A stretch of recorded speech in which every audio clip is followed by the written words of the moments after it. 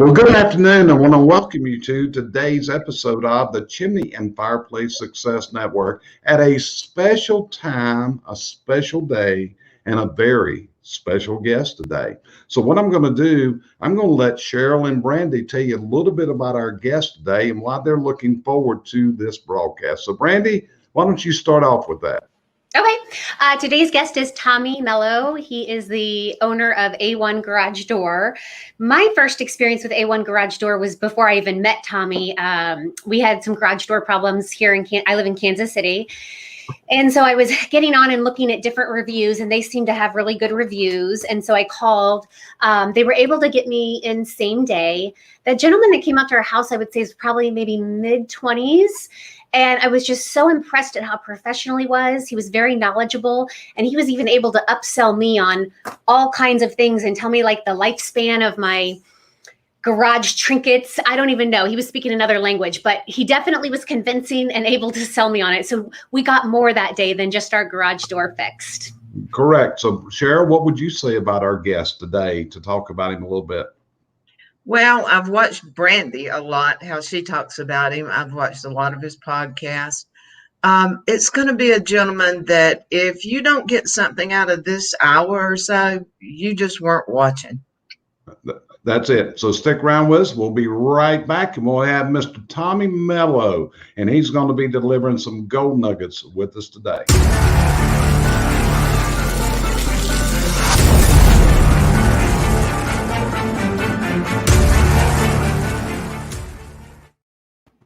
And there's the man himself, Tommy Mello. How you doing today, Tommy? I'm good. Glad to be here. It's a Monday, so my CFO says it's the best day of the week. That's not my perspective, but I do like Mondays. Hey man, I woke up this morning. I got my garage flooded. I got doing a class today, so it's been a right hectic day, man. But you make it worthwhile. So here's the whole thing, Tommy. These two ladies, after hearing you on our group call when you spoke to my coaching clients a couple months ago, have been really excited to speak with you and ask you some questions. So we're going to give you some questions from all three of us today as we go into this. And one thing about Tommy is we're going to talk a little bit today. This is a book that Tommy published. I'm going to put a link into our broadcast today that you can send there. And Tommy, you still giving this book away for shipping and handling, I believe? Yep, absolutely. There you go. So Brandy, I'm going to start off with you. You've been looking forward. You're all over this, and you are a customer of Tommy Mello. So what would be the first thing from you? Well, I guess, and I've read your book, but I guess, Tommy, especially for like the listeners, can you kind of go back and tell us what you were doing before garage doors and how you got into garage doors? Because a lot of the people watching are chimney sweeps, and no one grows up saying, I want to be a chimney sweep. And I imagine that you didn't grow up saying, I want to own a garage door company. Yeah, it was a great question. I'm from Michigan, so moved out to Arizona when I was 16. And being from the Midwest, we do pretty much every kid does the same thing. We shovel snow and mow lawns. That's what we do to make money. So I started a landscape company when I came to Arizona, learned how to do drip systems, stuff like that. And I had a buddy of mine when in my early 20s, I was bartending, I was flipping cars, whatever I could do to make a buck. But it was really all me. It's what I realized when I went on vacation that I didn't make any money. And so I knew how to hustle from being a kid. My dad owned a transmission shop. My mom was a realtor, but basically ran their own businesses. And I had the opportunity to start painting garage doors for a buddy that was answering phones at a garage door company. And he goes, you know how to paint garage doors? And I said, no, but I'll learn. How much does it pay? And it was $100 per garage door. And I got to the point where I could paint 10 doors a day. I do it all Saturday and then all day Sunday. And then when I meet up the different garage door companies to collect the samples, because I started painting a lot of other companies as well, I saw that there was more money in the business than I had thought. So me and another guy started a business. 3 years later, me and him went separate directions. And that's how I'm in the garage door business today. I've done everything in the business. I've been in the warehouse. I've done the accounting. I've worked on taxes. I'm still involved a lot in the marketing side of it. But there's nothing that I haven't done in the business, and I've been doing this since 2007. Okay. So, Wonderful. Cheryl, go ahead. Cheryl, what would be your question to Tommy? Well, what I do in CVC is basically the hiring. So I've watched a lot of your hiring videos, and you do some great things. What makes you go so far in the hiring process that you do? When COVID happened, I started really looking at our employees, and I thought a lot about it. Really started reflecting a lot in the beginning of COVID. And, I just realized that if I want to build the company that I want it to be, it's going to be because of the people. And I always say, always be recruiting, always. Create a great environment for the employees and a great way for them to make money by hiring their friends and try to give them a career rather than a job. Really focusing on that heavily right now. And then I'm also working on just right now we're getting about 100 to 200 leads a day for new employees, and it's all through social media. And we're working. I'm looking for those little factors that help become a funnel to basically kick people out. I don't want to waste our time with people that aren't going to be dedicated and be A1. We call it A1 from day one for life.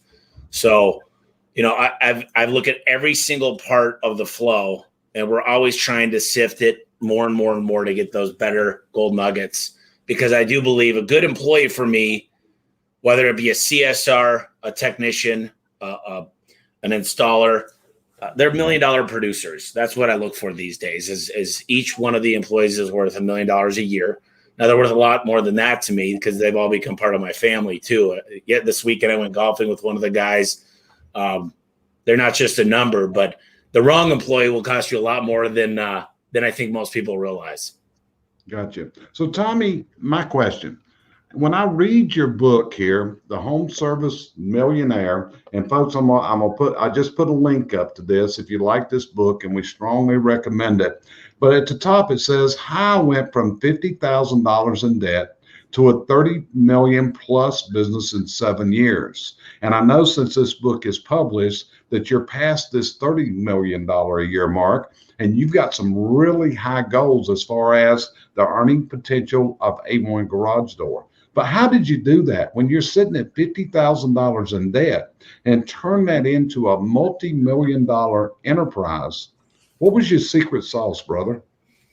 Well, there's two things you need, and you'll hear this a lot. I need more jobs or I need more employees. So if you learn how to build, and I'm a big whiteboarder, I wrote down, how do I get to $1 billion in revenue? So I wrote down $1 billion, and then I said I need 2,000 technicians to do $500,000 a year, and that would be $1 billion company. And then I said, shoot, I'm going to need a training center. I'm going to need recruiters. I'm going to need full-time trainers. I'm going to need an LMS. So I wrote down everything I was going to need, and I got with my management team, and I made them believers. Not Justin Bieber, believers. I made them believers. And we figured out exactly what we needed to become the company that we wanted to be. And I got, it's funny because I'm leaving town on Wednesday to go visit a shop that's much bigger. It's an HVAC shop in California, and he's acquiring companies all over the country. And I still am sitting back and learning exactly how to get to, we're going to do 75 million without any acquisitions this year. You throw in the acquisitions, we'll do 100 million. And that's 1/10 of my goal. And, it used to be 100 million was my goal. And then I set a bigger goal.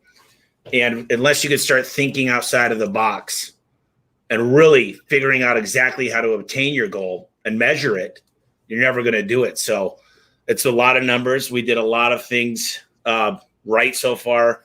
And I'm standing on the shoulders of giants. If you look at my staff and my team, it's the best staff you could ever want. And they all believe, they all want more.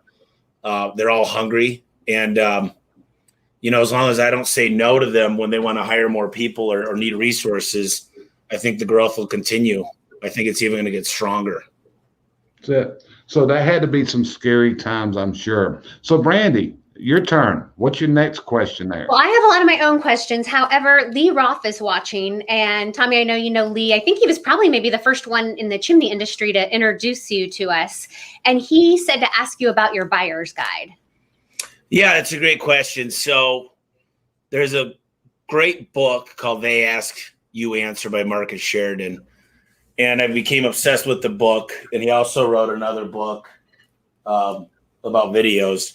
But we created a really sexy buyer's guide, and it shows everything you need to know about your garage door, what questions you should ask, how much should I pay, what kind of wood, my house faces west, I don't like noise, what can I expect with this, what do you guys do to ensure that customers are happy, all that stuff. So if you go, and I don't mind sharing it, I can show you guys what we do, but the buyer's guide lives in HubSpot, and it's got clickable links onto the website. And we could actually score the potential garage door buyer, the homeowner. We could score them in a different direction to know where they spend time. And if you read that book, if they ask you answer, you'll learn all about it. And it's very, very interesting because if you got somebody looking at, discounted garage doors, the scratch and dent stuff, it's probably not going to be a great ticket, maybe not even a high conversion rate. But if you got somebody that spent about an hour on the buyer's guide, and the chances of them converting into a sale goes above 80%. So the longer they spend, the more time they spend on that page, the more they're clicking around. And you've got to get the customer to agree that they're going to take the time to go ahead and view that, because it's going to save time and it's going to get them a lot of knowledge. I always tell people the garage door is 40% of your curb appeal. It's the smile of your home. We trademark that, and it can save you a lot of money. People don't even realize that the garage door that could automatically close itself if you got the right opener. An insulated door will save you a fortune in the summer on your electric bill. So, yeah, the buyer's guide has been a game changer for us, and we keep making it better. So it's one of those things that you're not done with it. You got to keep building it and keep current with it and make sure you got the latest trends. And that's what we're doing.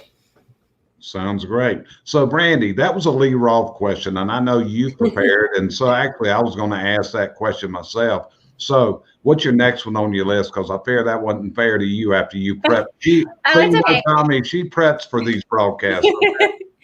So along those lines, I know that you have a training center. And so you recruit people from all over, and then they go to your training center. How many of those people miss the plane and don't get on the plane? That's a great question. We've been actually really paying attention to who we don't want to make it onto that plane, because that's when it becomes expensive. You're in your own market. I'm trying to make sure you're sober when you show up to work. I'm trying to make sure that you're excited, you're asking great questions, you're engaged, you're not on your cell phone on Instagram the whole time. So we do that first month, and I was on the phone for a financial quick check on Friday, which actually lasted quite a while. We go through the same meeting every week. And I said, guys, I'm just so big right now on recruiting. That's my number one thing. And it probably will be for a long time, is how do we make great technicians and great installers and CSRs and dispatchers? And so we started thinking about it. And I said, Mike Bailey's our regional manager outside of Milwaukee. And he goes, Tommy, the best way to do it is that first month. That tells everything. I know everything I need to know about that person the first month. And so we started making sure that we're not sending guys to Phoenix unless they're amazing. They've showed a good work ethic. They've shown a lot of stuff. So I'd say we're dropping a little over 20% don't make it. The first one is a ride along. There's a whole ride along form. They ask great questions. They show up on time. Were you able to look in their car to see if they're organized? Did they smoke cigarettes? We ask a million questions on the ride along form. We say, is this somebody that you think is A1 from day one? Are they the real deal? Would you want this guy working next to you? And they know why they win the game too when these future opportunities come up. So, right now, we just said the other day, trying to go through the questions, Jerry, faster, but this is a great question. When we do a ride along, you're limited to how many people you could hire to do the ride alongs. So they got to do a ride along. They got to wine springs. They got to do all these things when they're riding along. And we said, which guys wouldn't we want to do ride-alongs with? And we made a list and just said, this guy, he doesn't believe 100% in A1. This guy, blah, blah, blah, blah, blah. And so I challenged everybody. I said, my goal here by the end of this year is to have employees that we don't mind. Any one of them could do a ride-along. Because my top markets, any one of the guys can do a ride-along. They all believe in the culture. So it's really tough when you've got a group of guys, maybe like 10 in another market, and you say none of these guys are going to talk good about the company because they, some of the guys say that I don't like the dispatcher. Some of the guys say these leads aren't good, whatever. But they don't talk really bad about the company, but they're not the type of guys that you'd want to do on a ride-along. So there's a lot there that I just went through, but it's all very, very important because I'm obsessed with hiring right now. So hopefully we ask more questions with that because I think it's so important to build a really strong company. It's not have all your employees walk out. A lot of people were in line here telling me they were ready to take pay deductions when COVID happened, and they were trying to give away their vacation time to other employees that needed it. So it meant a lot to me. So Cheryl, hiring's your avenue of what you do within the company. What's your next question for Mr. Mello? Well, basically, it's on the hiring, but it's also once you have hired somebody, you go to such great means to get them there. So when you're training them into the sales part of it, what do you think makes them fail, or how do you notice that they're going to fail? So that's a tough one. I look for their competitive attitude when they're going through training. Do they want to win? One of my core values is aspire to be number one. They're the second one. And competitiveness. A lot of the best people here, they played sports and they understand that you have to practice 5 more times than you play the game. Whereas most owners and businesses, they just throw you right into the game and you never practice again. And you wonder why you don't get better. So we really spend a lot of time to make sure that they're comfortable, eye contact, body language, tonality. And we had them repeat it. We started recording them. I was once at Next Star Networking Group, and they've got 900 HVAC, plumbing, electrical companies. And they get in this room and they all talk to each other and they record it. They look at their mannerisms and they look at different things. They do personality profiling. So we've stolen some things from those guys and just really started recording. And I want you to be able to pass any objection. Hopefully the presentation we do gets rid of most objections, but we don't sell enough financing. We're only at about 5% of our jobs are financing. I want it to be over 40. So that's part of the thing. I talked to the trainers last week and I said, guys, we need to work really hard. This 4 weeks of training when they fly here is going to be all financing. We don't call it financing. We call it promotions. We're going to talk a lot about financing though. We're going to talk about how to get through these different objections. I'm selling the house in a year or whatever those look like. And so we've really got to dedicate time, and you've got to create a course in the LMS, and you've got to be testing. And the other thing I know is the key performance indicators. Within 30 days, if you don't hit a certain KPI, we send you back to Phoenix for a 1-week refresher because you want to get that early. You shouldn't wait to realize someone's not very good at sales. If you wait 6 months, that probably costs you a fortune. Thank you. Gotcha. Tommy, every time we talk and we're on camera, I see all those books to your right, and you've accumulated quite a library over there. In fact, I think I've got a couple in your stack there, some Cheryl books too. Yeah. But I'm looking right now over your left-hand shoulder, and it says, I will be a billionaire. What is that poster right there? There's a couple of them, but these are just affirmations. So you want to read them out loud? Because I can't read upside down. Yeah, it says, I will be a billionaire. I will be the best mental and physical condition ever. I will be happy for what God has given to me. I will feel fortunate for the team that supports me. And I will possess consistency, accountability, discipline, and focus. And, Tommy, one of the things that I know about you is how effective you are at using coaches and mentors. And, you divulged a little secret to me, which was that's why you like to do podcasts, because you get this subject matter expertise to advise you on those things. What's some of the leading mentors and people that you've dealt with in your career that have really made a dedicated difference? Oh, man, there are so many people, business owners in general, but Al Levy came onto the podcast and we met up for lunch. He's local here in Scottsdale, and he helped me a lot with putting together a better org chart. He wasn't the guy that invented the org chart, but he definitely knows how to put it together. And then he taught me about something else called a depth chart, making sure that different people could run different departments if they needed to, if someone's on a vacation, or like he says, if they win the lottery and they decide they don't want to work here. And then he really helped with the manuals. But I've had a lot. My buddy Keegan in Florida has helped me out a ton. He's a real big guy on financials, and he looked at some of them one day and helped me make some critical decisions. A lot of guys at Service Titan, Tom Howard. He's an amazing guy. He's helped. Dan Antonelli, he helped me rebrand my trucks, and it's clean. And since we rebranded, we're doing amazing. A lot more simple, keep it simple, Simon type thing. But, if you do all the research, you read a book on somebody, you get to know everything there is to know, and you go visit their business, hopefully you got a ton of questions to ask. And hopefully they're very, very detailed questions, because a lot of light bulbs go off when you ask the right questions. And the question is, how quick can you implement it? It's the speed of implementation when you learn all these secrets. They're really not secrets, but like the other day I was on a podcast with my buddy Chad Peterman, and he goes, Tommy, one of the things that I just learned about is getting the significant other involved, inviting them to dinner and buying them flowers and saying, hey, you're part of the family now too. And I thought, wow, that's absolutely incredible. I'm a big fan of inviting people out to dinner and going to see what their relationship looks like, because if it's healthy, it's a lot easier than a toxic relationship when you get off work and then to come into work the next day after, whatever that looks like. So Dave Ramsey talks about that, but really bringing in the kids, getting the buy-in of the significant other. And I know that kind of went off, but there's a lot of people that have helped me out through the years. And there's about 10 people I could call for anything, and they'll give me great answers. Yeah. And it's amazing. You brought up Al Levy right at the first. I don't know if I shared this with you, but Al is actually our guest on Friday afternoon this week at 4 p.m. Eastern time. And we're really looking forward to it. I know Al, Brandy, and Cheryl both looking forward to doing that interview just like that. But I think they like this one better. You want to know the truth. So Brandy, what's your next question there?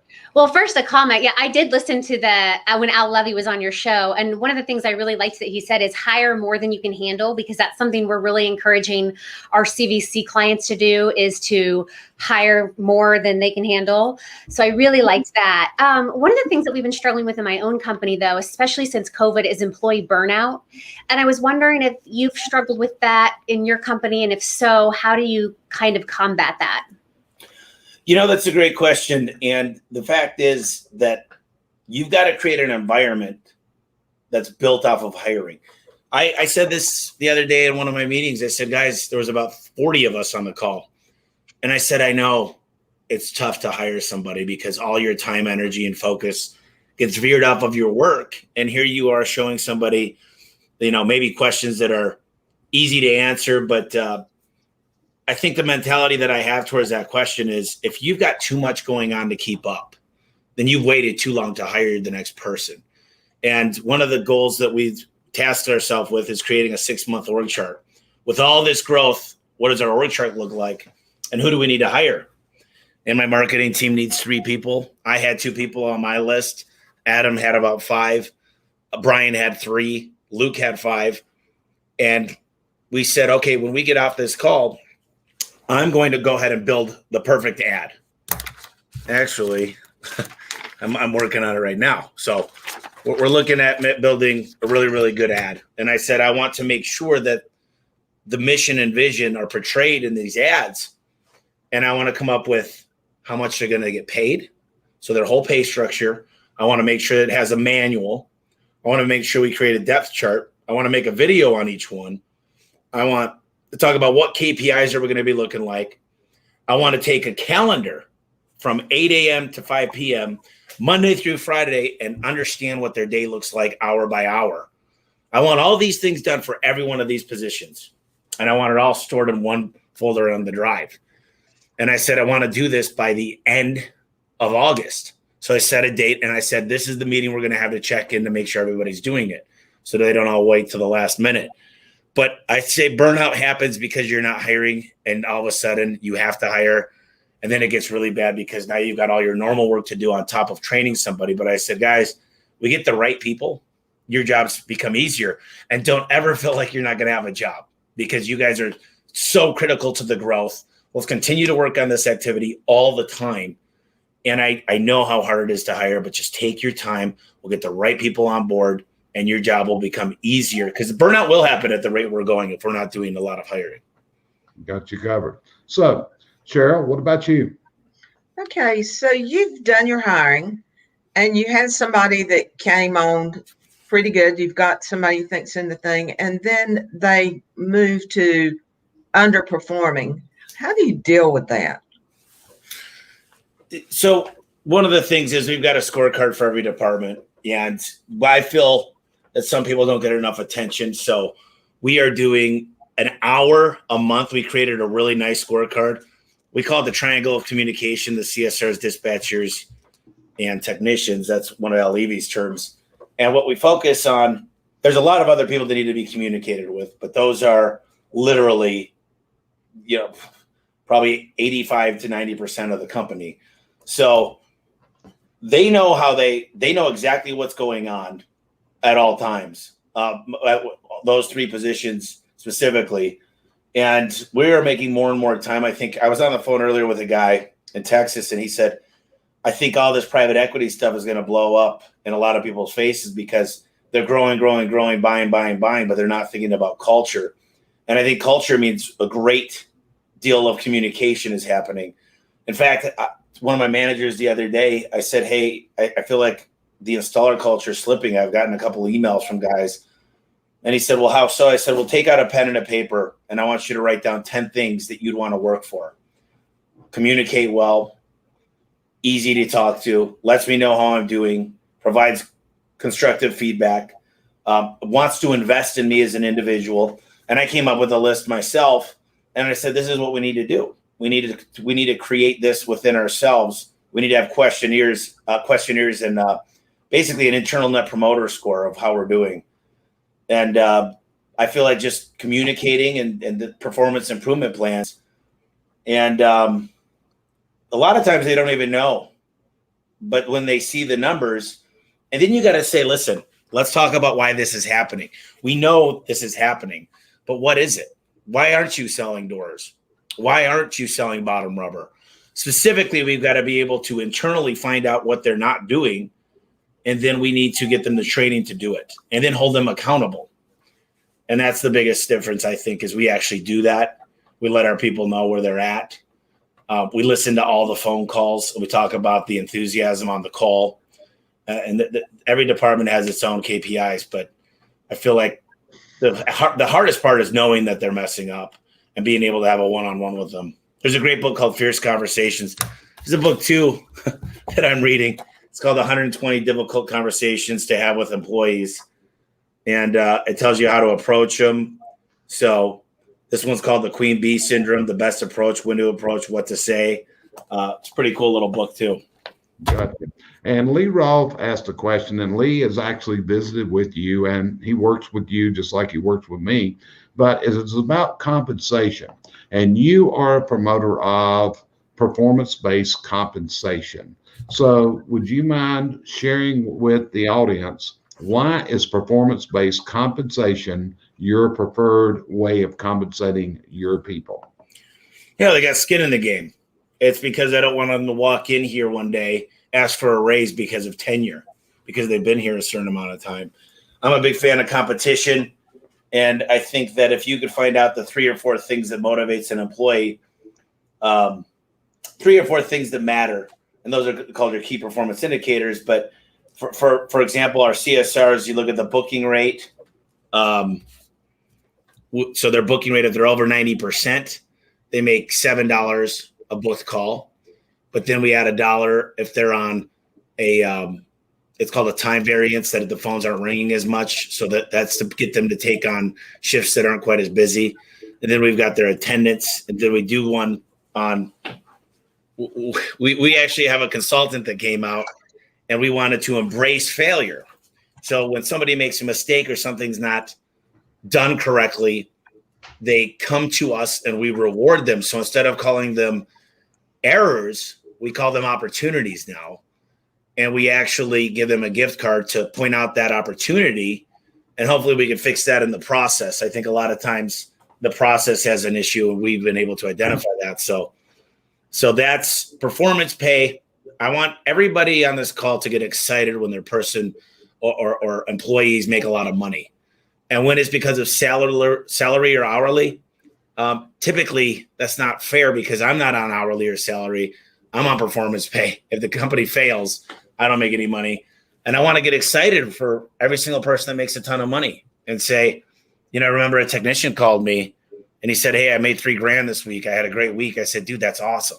That's killer. That's exciting. You earned it." And I do this one thing all the time. I draw 3 circles right next to one another, and I put you, A1, the customer. And so I draw this little 3 circles, and I say, winners go home and look in the mirror when they win, but they also look in the mirror when they lose. A lot of times losers that have a lot of issues, they say, "Oh, the dispatcher doesn't like me," or the CSR didn't do their job properly, or the customer was cheap, or whatever. So I try to tend to tell people the outcome of your actions is everything to do with you, and that's how you're getting paid. And you've got a lot of skin in the game, and we can both win together, but I need you to feel the pain if you're not doing the job correctly.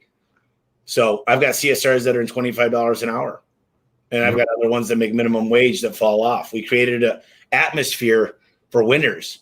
So I could advertise that some of our CSRs are making $25 an hour. Do you think I'm going to get more applicants than the guys that have got $16 an hour out there? You know what I mean? I understand. And so, I just see where our friend Al Levy liked our broadcast today. So Al's out there listening to us right now. So that's great, Al. We're looking forward to having you on Friday afternoon this week. So Brandy, what's your next question from your end? Well, I think I'll tie into that a little bit. So do you have, and it's kind of a loaded question, do you have any employees that make a base salary plus performance? And then does that, and how many hours a week does your average employee work? And then does that vary by location? Because I know you're kind of all across the United States now, and cost of living is different in each area. So we mostly have, pretty much every manager gets a base plus a performance. And I've made a lot of mistakes on figuring out the performance pay because I didn't anticipate this kind of inflation and our costs that have more than doubled since the beginning of this year, which I don't mind if they hit their goals, but they got to know it's an environment that we're always going to make changes. We're testing these things out, and they've got to understand the company needs to make money too. So I did something pretty cool to get a lot of the top people engaged in equity. That I'd always recommend, and I'm going to get even more people involved with that. But, everyone needs to know the goal that we're working on. As far as the guys that work city to city and state to state, for the most part, if the market does better, they make more. If it is a nicer, bigger, more expensive area, typically those people are buying more expensive garage doors, and that means there's more market money going into that market, which means they should be able to make more money. I don't know if that necessarily answers your question completely, but the main amount of people are in Phoenix, and it's a pretty good market right now. Maricopa County is the #1 market for equity in the United States. So crazy things going on here. And, we got to stay competitive with the pay rates, and it's crazy, what we're paying. But at the same time, these guys, they earn it. I really do believe that everybody here that's making great money deserves it, and I'm never mad about it. Yeah. And what's the average work week for a technician and installer? How many hours are they averaging a week? It's so there's a lot of downtime when they go pick up the doors and whatnot, but I'd say 45 to 50 hours. And trust me, between my department over there with that does payroll, and they figure out the pay structures. We've got a couple of attorneys that are looking at it all the time. I'm a big fan of you use it or lose it for PTO, and you can't do that in Arizona. There's a law that you can't do that. And I'm like, because I want everybody to take a vacation. I want them to enjoy their families. I don't want to give them all this PTO that just adds up for 10 years from now before they quit or before they retire or whatever it looks like. So a lot of it has to do, the pay structures now. You want to make sure to get a sign off from a lawyer that's an expert in this matter, is all I would say, especially depending on the state. California is a tough state. New York, Chicago, Illinois is a tougher state. Texas is a little bit easier state. Florida is a little bit easier. But Florida, there's wind loads that you deal with. So there's a lot of other stuff to deal with there. But yeah, that's a great question. It's the pay structure. Most people here, I want them to be able to make six figures pretty easily. Yeah. Tommy, in line with her question, do you base your performance base for your technicians? Is it based on net or is it on gross? So we take the material cost out of the cost of what we pay them on. And we actually, to make it true performance instead of commission, because I don't like that word commission, some bad things happen at the end of the month. If guys are straight commission, they might sell somebody something they don't need. Now, I'm a big fan. No one really even needs a garage door. So when people say that, I kind of get annoyed. They didn't need that. Well, they wanted a nicer opener. They had an option and they got it. But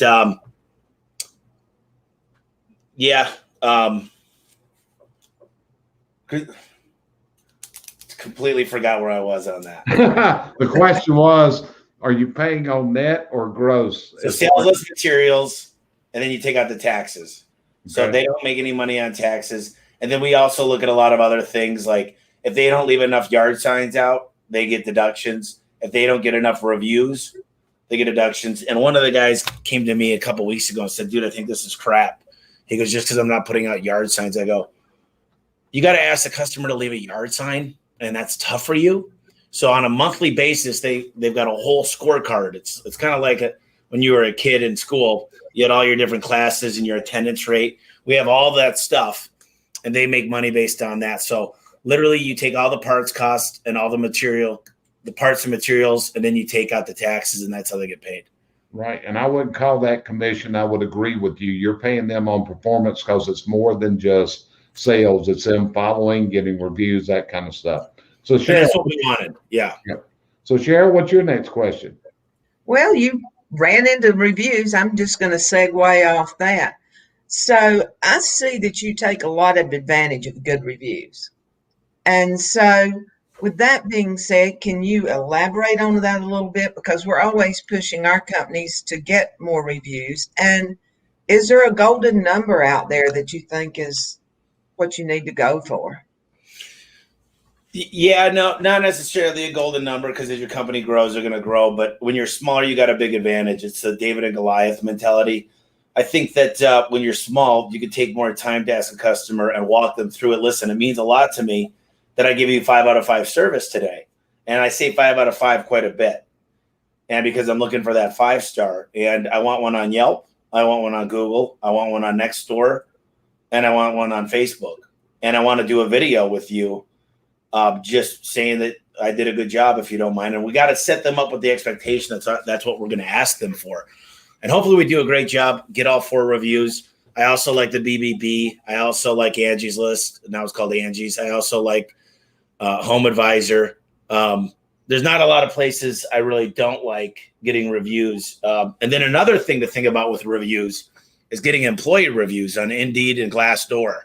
And I think a lot of times business owners care way too much about what the customer thinks and not near enough is what the employee thinks. So getting some good reviews on there. And, the way to stack the deck in your favor is go to employees that are happy and ask them to do it, rather than sending out a blind survey if you maybe don't have the best culture right now. Because every time, we've all been through a tough time. And right now with COVID and supply chain and really hard to find employees, maybe you don't have the best culture. So go to the 10 people that really love your place and see if they'll leave you a review. Just give them a phone call and then send them the links. Make it as easy for them to do it as possible is all I would say. Yeah. So Tommy, my next question was, when you came out of this 50,000 in debt and started building this enterprise of A1 Garage Doors, somewhere along the line, someone got your attention of the importance of numbers and importance of KPIs and importance of inspecting what you expect. Who was that person that got that message through to Tommy Mello? Well, I'll tell you this. I was very, very frustrated with the past CRM. And when I learned what Service Titan could do for me, which is Ara and Vahe are the founders. Al definitely played a role in these. Alan Rohr was a big factor. And that's because Al introduced me to Alan, and we coached with them for a while. But it's data in, data out, right? You got to make sure you're studying the right numbers that are accurate, because the numbers don't really mean anything if they're not valid. And what I found as I'm trying to buy companies out here, Jerry, is there's a lot of businesses that their data is not very good. They don't understand their key performance indicators. They don't know call tracking numbers. They don't understand conversion rate. They're not tracking the right stuff. And most of them, believe this or not, have not figured out their taxes for last year. There's no clue of what they actually made because they're keeping a lot of cash. They're not depositing some of the cash. And there's a good book called Built to Sell. And I think people need to start thinking, if I were to sell my company, no one planned on COVID. There was a guy that was going to sell his movie theater business, and I think he was getting $100 million, and it completely went bankrupt. And all I'm saying is your business should always be ready to sell. I mean, we're not perfect, but we're working on getting audited. We're going to do an internal audit every year with one of the big 4 accounting firms. And banks always want to know, are you guys financially reviewed or audited? And audited is the best thing you could possibly be. And it keeps everything high and tight. And it keeps everybody sharp and making sure that no one's stealing at the same time. And I'm not worried about that. I'm more worried about just making sure we're doing everything to the best of our ability. We had a switch a few years ago, probably 2 years ago, to accrual accounting. And we switched, we just switched over to Intact in the beginning of the month from QuickBooks, which was interesting. That was about a $60,000 endeavor. And QuickBooks, it just doesn't do as much as we would need with over 10,000 transactions a month. So, you got to always be growing too. But it's a CRM is the biggest thing, is getting the right data. And then what is that data telling you? And hopefully there's some big takeaways on a daily basis that you could do. Like we do a round robin for our VoIP service, that the best person at the booking rate gets the call first. And it's a lag. And if they don't answer it within a ring, it goes to the next person, but it hits all these people simultaneously. And we've got 2 backup call centers now. We've got 4,200 call tracking numbers that we could basically see the problem with something right away. Technology is the key to all this stuff, by the way. It's really, really important. You just mentioned going to a new bookkeeping system, and I know you use Service Titan, and most people use QuickBooks. What does this new bookkeeping, does it interface with Service Titan okay, or do you have any issues with that conversion? Yeah, so QuickBooks and Intact, which is a Sage product, they both work with Service Titan. It's a direct API. It pulls the data. We were doing kind of a workaround, and the data wasn't as clean as I would have liked. So Intact's going to be a huge, huge deal for us. I think we're light years ahead of most companies, but I still think we could do better. There's a good book I read. It's right here. And this guy, Leland Smith, very, very successful. He was in a room with Ken Goodrich and Ken Haynes and these guys that are doing hundreds and hundreds of millions of dollars. And he said this book changed his life. It's called Double Your Profits by Bob Pfeiffer. Double your profits in 6 months or less. And I got to tell you, as far as being a controller, understanding the numbers, this book will change a lot of people's lives. I'm not trying to endorse another book. I don't know. The guy was written in the 90s. So I don't even know if he's still with us, but I can tell you it's a great book. Yeah. Well, that was interesting when you said you had switched that. And I'm sure Brandy's listening real close for that, for the clients that we work with, and she works at their office operations. So Brandy, what's next on your list? What would you say is your average retention rate of your employees? See, that's a tough one. And we do monitor that. Our HR department does. She wasn't really happy, but when you're hiring anywhere from 30 to 40 people a month, we built our payroll the performance we pay gets the environment of people to quit, because if they're not doing great, they're going to quit. So the culture, you know, I'm not exactly thrilled at this. That means we didn't do the best job of hiring and training, but you know, right now it's hovering around 25%. But if they're here for more than 90 days, they're typically going to stay. So that gets down to the single digits, but we want that fall off. We don't want to put our time, energy, money, and our focus and all of our attention into people that might not be here in 6 months. So we really create the environment that we're okay with that. We're okay with attrition. And I think that's the environment you have to have is, you know, people might think you're training your competitors, but you're only getting the best. And it really makes a big impact when you get to, you know, my goal is to get to 50 technicians a month. And then our ratios, that's going to mean about 6 dispatchers and another 15 call center reps. So, you know, that you're hiring now 60 to 70 people a month. You're not going to have every single person stay, and that takes a lot of infrastructure. But there's another good book called The Ultimate Sales Machine where he talks about how good your systems need to be to even handle that many employees. Got you covered. So Cheryl, your turn. Okay. Back in my day, a career was a lot of years. So in the situation you're in, I know where we're doing it, the limit of time, but as a rule, what do your people consider the longevity of a career? How many years? You know, that's a very interesting question because we've been studying a lot of what about millennials do, and I would consider a career 15 years. You know, the difference is most people, it's a physical job. So once you hit, I'm 38, I wouldn't want to be in a garage right now like I was in my 20s. But just because you're not going to do that job doesn't mean you're not going to have a different position in the company. So I think the people want to stay hopefully working here till their retirement. Don't have a ton of people near there yet, maybe a few. But ultimately, my goal, my mom and stepdad retired. They worked for me up till a few years ago, and they did an amazing job. So it really depends on the person and their goals. But ultimately, I don't see anybody leaving anytime soon. Now, there might be an opportunity down the line that I bring on investors, and I want them to feel good about that. That's the thing that I think changes things up because now they're answering to more people other than me. So, yeah, that's what I would say, 15 years. Okay. So, Tommy, I think you are a proponent of recruitment bonuses for new employees and also for paying your present people if they bring you a new hire. Am I correct in that? Yep. $1,500. $1,500 is what about a recruitment bonus? Are you paying a recruitment bonus to someone that applies?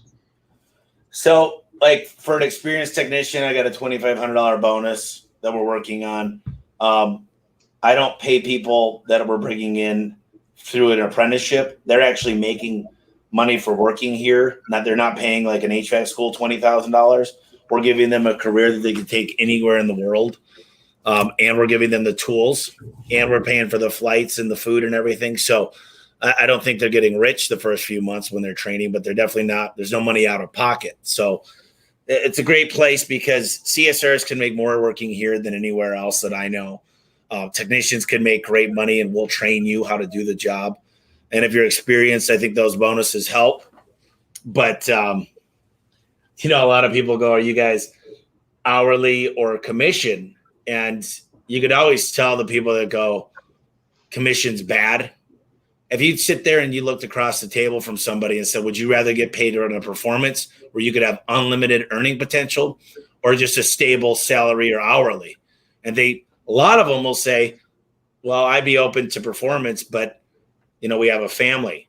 And if I said to you, I don't have anybody that makes performance that makes less than $70,000, is that still something you're worried about? Because some companies, they can't make the phone ring. Some of them just don't have the infrastructure to keep them busy. So I understand that's a valid question, but the videos and the things that we use online, We've got 5 non-negotiables. One of them, drug test background check. You got to have a clean driving record. Got to be able to come to Phoenix for four weeks. And I forget the 5th one, but yeah, I definitely think performance is the key to success. And everybody out there should probably raise their prices. I think way too many people are low priced. Yep, got you covered. Okay, Brandy, this is your last hit. We're running out of time, so you got one more. Give it your best question for Tommy. Okay, so and please don't take offense if you're doing this. You can be honest with me, but there's something slimy happening in our industry where chimney companies are going out and pilfering from other chimney companies' employees. So they're reaching out to other companies and trying to get their employees to come work for them. Is that happening in your industry? Do you guys do that? Yeah. No, I go everywhere. See, the thing is I won't go in someone's parking lot and try to get their employees. But well, I'll tell you what we do. We geofence all of the major supply houses. And if somebody might be running their own business, they might want to sell to us. A lot of times we've had owners go out of business and come work for us. So I'm not saying it's better over here in the grass is greener. I'm saying do your research. We lost a couple employees to a different shop not that long ago. And to be completely transparent, it was probably a good thing because there were a lot of work. But I get most of my employees over 90% have never had any experience in the industry. But I do want everybody to know we're always hiring. And when they see our trucks, they see our billboards, we will hire other employees. I'm not going to go, hey, call everybody you know over there and try to steal them. But those people are leaving your company most likely. It happens a lot in HVAC. Garage doors, it hasn't happened a whole lot. But HVAC, because we have a crazy summer and they need workers with experience. And they'll give them a $10,000 bonus to come over. So I don't know a lot of industries that don't have a little bit of that going on, but I don't build my whole marketing plan or my recruitment plan on other employees. I build it on what we're able to create and help train. But I definitely don't think I don't look at another business that if they hire one of my employees, like they're scumbags. I mean, these employees have a right to work. And if they go to another company because something didn't work out here, I can't get mad about it. So it's a tough question if you got someone trying to steal all your employees hanging out of your parking lot or something and just giving your people bonuses. I think that's probably, and I hate to do this because I don't love lawyers, but that's probably a lawsuit waiting to happen. Yeah. I think what Brandy's referring to is a lot of times we're seeing people going to training seminars and trying to recruit other employees at training seminars that may be at distributors, that kind of stuff. So I think there is a fine line of what is good and what is ethical and then going too far. I mean, maybe and open to other people. So Cheryl, what's your best question you got on your list you want to share with Tommy? I don't really have a best one. We could talk for 2 or 3 hours on the hiring thing. The one thing I want to move just slightly off, if it's okay with everybody, when you brought branding up a while back on one of, I believe, Jerry's questions. When is it time to rebrand your company, or what's the pitfalls of doing it? I think it's got to be a clean message. The name of it needs to be good. It's got to be super clean. And here's what's involved. It's your vehicle wraps, your yard signs, all your marketing materials, and definitely the wrap trucks. Oh, and the website. If I can't look at your truck and know exactly what you do very, very easily, and the color scheme's really, really good, then you're losing a lot of money because branded searches are better customers. And if your name of what you do is not in there, you can't be like Google because you're not a search engine that's worth, trillions of dollars. So I always recommend for smaller companies, whether it be chimney garage doors, make sure you put like A1 garage door service. If I could go back, I don't know if I would have done A1 because there's a lot of other A1s out there, but there's A1 barbecue sauce. I mean, there's A1s of everything because it fell first in the phone book, but it's got to be clean, crisp, and I got to know what you do by just a quick glance. I see a lot of people, they put everything that they do onto their truck with stenciling. And I'm like, we know that you fix broken garage doors. We know that you replace them. Like they could have all these things, and it just doesn't send the message of what the brand is. I want people to look at my trucks and see them everywhere. And maybe they don't need my work today, but when they go to the Google and they search for garage door repair, they see A1 and they say, I know that company. That's who I'm going with. Or they search A1 garage doors right out of the gate. Yep. So my last question for you, Tommy, is in the service business today, this COVID and shortage has caused a really big issue, which is the availability to buy a work truck. This is a big one. Are you facing that in your business where you cannot get new trucks? Yeah, we've seen it coming.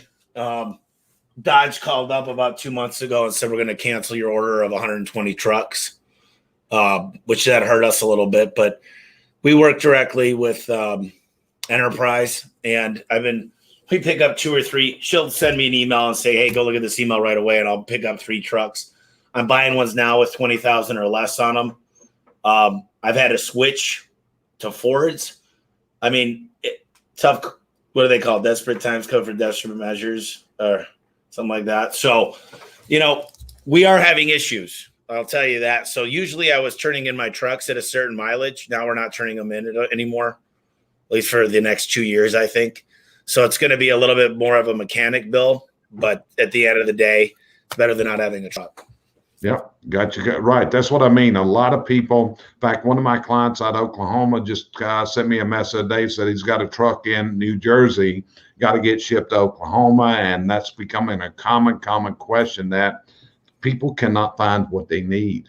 So, Brandy, you got a quick question? We're about to the end. You got a quick one you want to ask? Well, since we're at the end, I don't want to waste the time on a question, rather just to say, Tommy, you're always so generous with your time, and I really appreciate it.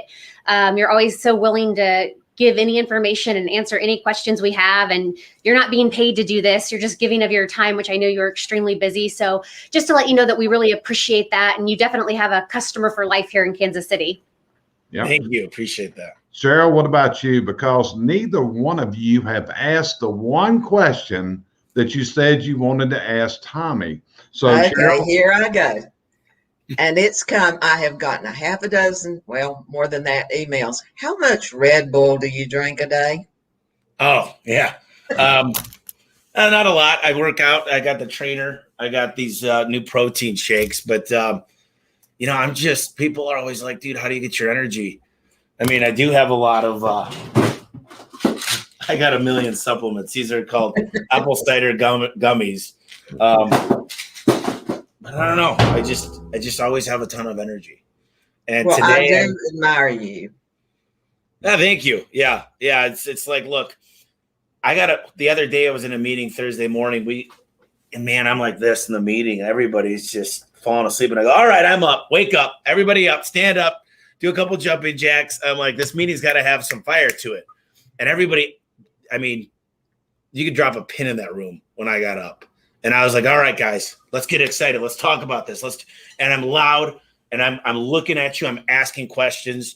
And I think you got to be like that, because otherwise it goes in out one ear and out the other. So, yeah. Well, Tommy, I want to really thank you for your time today. Every single time I'm around you, have conversations with you. You're just a wealth of information. And like Brandy said, you're willing to do this. And I think the most remarkable thing is you're willing to share your ideas, share your concepts where they can help other people. You don't hold it back of, well, that's top secret, that's proprietary, and your own. Let's share, when do you do your home service podcast? Is there a certain day of the week, or do you just roll those when you've got a notion to go online? Bree handles all the stuff for me. I have a whole team, Bree, Hannah, and Gianni, and they pretty much make it work. But I'll have certain days, I'll have 3 podcasts that day. I'll have certain weeks that I don't have a podcast. So it's kind of when the schedules line up for everybody. Podcasts are the only thing I don't really move around very much. I've canceled a couple, but usually we try to go live now. So it's kind of a big deal. And, podcasting is changing the game. One of the things I wanted to mention is, I made a goal about a month ago that I want to be the biggest influencer in the home service space. So what I'm becoming obsessed with is Instagram and TikTok, and not from a perspective that I'm on there, but more that you can make a huge impact in an industry just on Twitter. I mean, Donald Trump ran the country on Twitter pretty much. So there's about 9 places I've identified, and I've been taking courses on each one of them. LinkedIn, email blasts, how to be more efficient at that. There's software tools out there that tell you who have the best videos on TikTok. I mean, I'm learning all these things, and it all comes through having a really good base on each thing. Like the podcast gets 30 to 40,000 downloads a month. That's just one thing. YouTube is amazing. So I'm studying all this stuff. I'm having the time of my life doing it. And I'm starting to get a lot more of just, we got a video of me like now every meeting, all these different things. I've got 2 more video guys we're hiring. Just an interesting thing that we're working on here. Yep. Well, brother, you are an influence for a lot of people. You are a positive influence. You share a lot of great information. And I just really want to thank you for taking this hour out of your time today. And I will echo that, because when I want to set you up, I know that Bree is the one that has to do the scheduling. That ain't a Tommy Mello function. Bree and the other people at your place, you got a really great team. And that's one of the key things I think that I could say about you, Tommy, is you are a visionary that knows how to delegate and have people that implement your thoughts. And I think that's what's going to make you a great leader. And I see that you're going to reach that goal, and you're going to be that billion-dollar company one day. So we appreciate you being with us today. And if you joined us, this has been the Chimney and Fireplace Success Network broadcast. Appreciate you being here. Tune us in Friday afternoon when you get one of Tommy's mentors, Mr. Al Levy. And what would you say about Al, Tommy, before we go away? You know, he's the most organized person you're ever going to meet. I mean, he's a man. He practices what he preaches. He's not going to sugarcoat it. He walked into my office and said, I could have stole all your inventory with your own forklift and you wouldn't even known about it.